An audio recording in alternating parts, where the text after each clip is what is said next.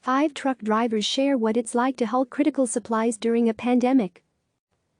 Washington, D.C. The U.S. is counting on truck drivers to help ensure shelves remain stocked as Americans load up on things like toilet paper and canned goods amid the coronavirus pandemic.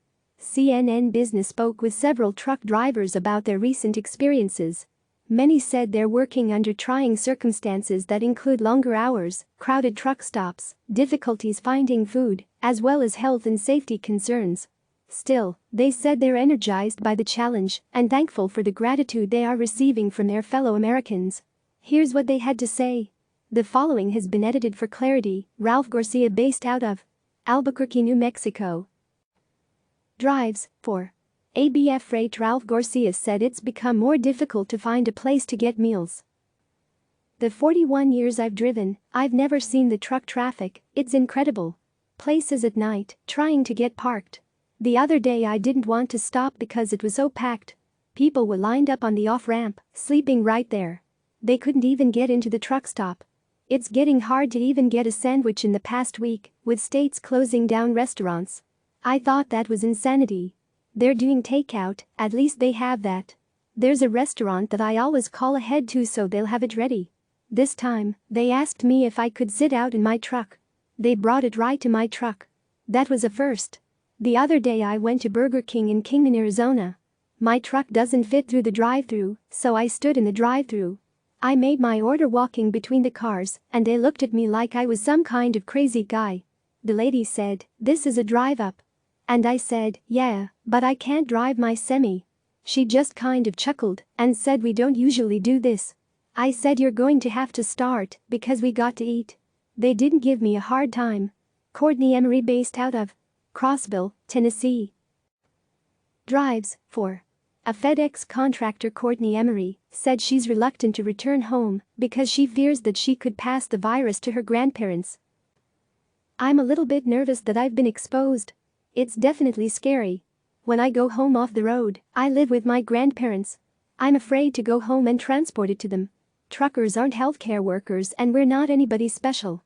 We just have to keep working because what else are we going to do right now? And people need their toilet paper." DeSova, based out of Greenville, Missouri, drives for Prime Incorporated. DeSova, who drives with her husband William, said people have been kinder to truckers since the coronavirus outbreak. "We've been a little bit more obsessive about hand cleaning and sanitizer. Because you just don't know. It's business as usual, with the acknowledgement we have to be super careful about hygiene.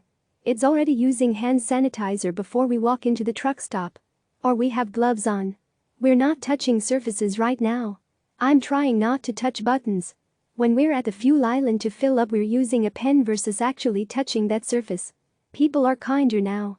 My husband, who I drive with, took $70 into a Walmart Thursday to get what he needed. When he went up to the counter to ring everything up, it came to $78. This lady behind him gave him extra money to pay for what he needed to get. I realized that was human kindness at work on our behalf as drivers.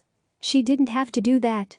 He could have came out to the truck, got the ATM card and covered everything, but she didn't waste any hesitation in giving him that extra money."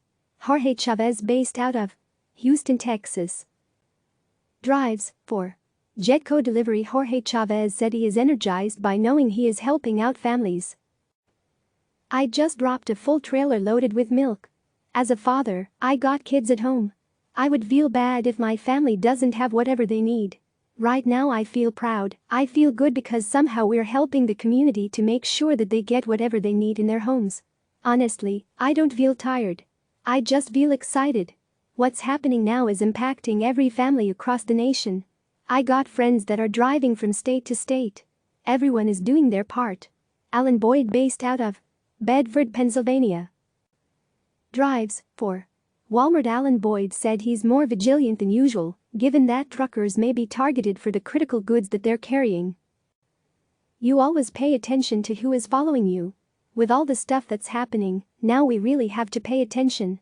I talked to a driver last week who had somebody come up alongside him and blow on the horn and asked him to roll down his window. They wanted to know if he had toilet paper as he's driving down the road. You don't know how desperate people are. People do different things that they would never do when they need something really bad. Most of the time, we don't have a clue what's in our trucks. Even if we do know, we don't tell. You don't know what that person is going to do, how that person's going to react.